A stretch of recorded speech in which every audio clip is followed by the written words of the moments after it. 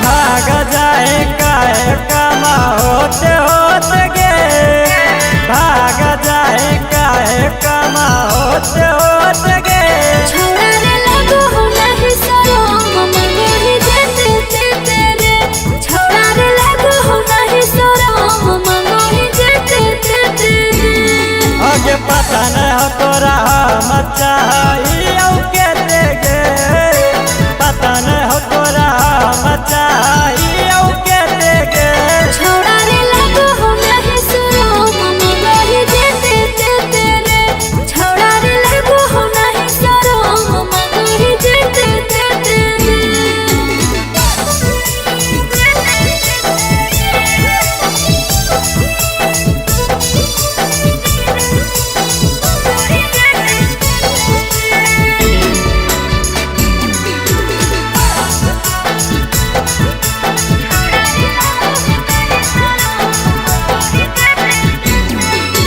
सबसे हटके लागो है छौरी गजब के हो जा लगे, तोरे पमरियो लागो दिला बादी तो सीना से निकल लगे।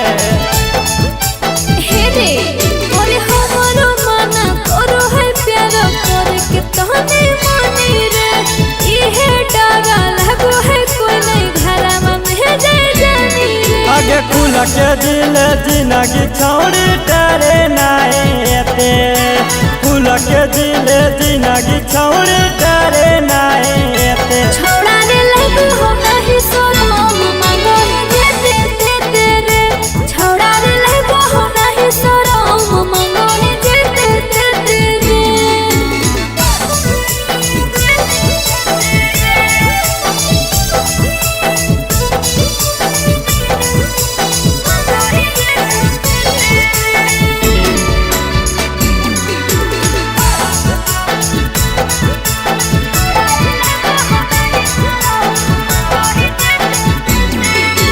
अभी टाइम ले ले यार से मजा के, नाता आगे चल के तोरा मिल तो खाली साजा गे। हे रे ठेके तो होही चिंटू राजा मोधने तेसरे, जब ससुर रे आयु कोना होते पूरा हमर विसरे। आगे कर ले सेटिंग हमारा जोरा जे होते देखल जैते, कर ले सेटिंग हमारा जोरा जे होते देखल जैते।